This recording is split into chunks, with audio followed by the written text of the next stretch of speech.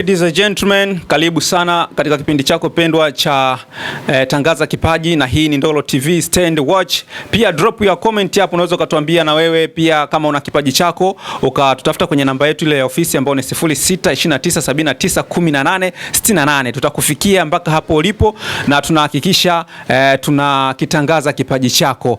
Na leo hii nimepita katika mitaa fulani, hiki sehemu inaitwa Tegeta A, kata ya Goba, wilaya ya Ubungo, pembezoni kabisa mwa jiji la Dar es Salaam. Lakini kikubwa zaidi kilichonifanya nisimame maeneo haya, nimemwona bidada mmoja akiwa anajishughulisha na kipaji chake cha kushona shona, anaunda design tofauti tofauti za nguo. Wale wapenzi wa suti, wakina mama, style zao, basi hapa ni mahala pake, na tutapiga naye story moja mbili tatu ili aweze kutueleza ni changamoto zipi anazozipitia ama ilikuwaje mpaka kufika level hii hapa, kwa sababu tumezoea kuona mabinti wengi huwa wanapenda kuajiriwa na sio kujiajiri. Wengine wanakuwa ni tegemezi kwa tegemea ndugu au mabwana kama hivyo, lakini bidada nimeona kama kuna tofauti mkubwa sana. Yeye ameamua kujiajiri kupitia kipaji chake cha kushona. Twende tukapiga naye story mbili tatu, alafu utatutafuta kwenye namba hizo. Lakini pia usisahau kwamba hii ofisi inaitwa Brido. Kwa chochote kile ambacho wewe unahisi na utavaa utapendeza, basi usikose kufika katika ofisi hii. Dada, mambo vipi? Poa. Kwema kabisa. Kwema. Unaitwa nani au mama nani? Naitwa Doris. Unaitwa Doris.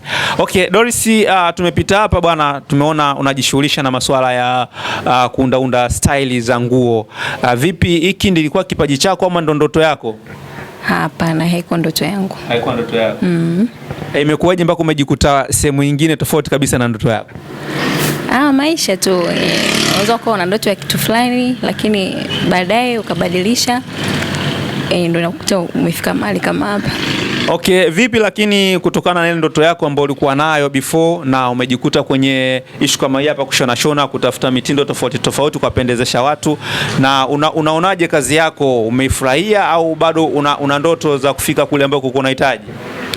Ni nzuri na nimefurahia, lakini bado nina mpango wa kuendeleza ndoto ndio nayo, kwa sababu maisha sasa hivi lazima ufanye kitu kimoja tu. Unaweza ukafanya kitu zaidi ya kimoja na ukafanikiwa, unaweza ukavihendo vyote kwa pamoja. Okay, na vipi kuhusiana na changamoto zake labda, au kazi yenyewe ni simple tu, ukishajua kushona basi umemaliza? Hamna. Kazi ni nzuri na inaingiza hela, kwa sababu sisi wamama wengi tunapenda kupendeza. Lakini pia kazi, kitu kizuri huwa hakikosi changamoto. Changamoto zipo. Changamoto zake ni kama nini, labda mbili tatu ambazo unaona ni kubwa kabisa, hizi changamoto ambazo kidogo zinaweza kufanya ukasuasua kuendelea? Changamoto moja ni kwa sisi wanawake tunavaa, hatunaga msimu. Lakini changamoto kubwa ambayo tunaipata ni unakuta mtu anakuja anashona lakini anachelewa kuja kuchukua nguo. Yaani nguo inakuwa inakaa muda mrefu, na vitambaa vile vile mtu anakuambia niweke hichi, lakini anakuwa hajatoa hela, kinakaa muda mrefu. Unakuta mtu mwingine ni mteja anataka, unashindwa kutoa kwa sababu mtu ameshakiweka booking tayari. Okay, kwa hiyo kuna wale wateja ambao wanaweza akaja hapa ukampima, ukamshoneza, akatoa na hela nusu, akakwambia siku fulani ndaimalizia, alafu na sije kumaliza. Okay, kwa hiyo labda nikuulize swali la mwisho tu.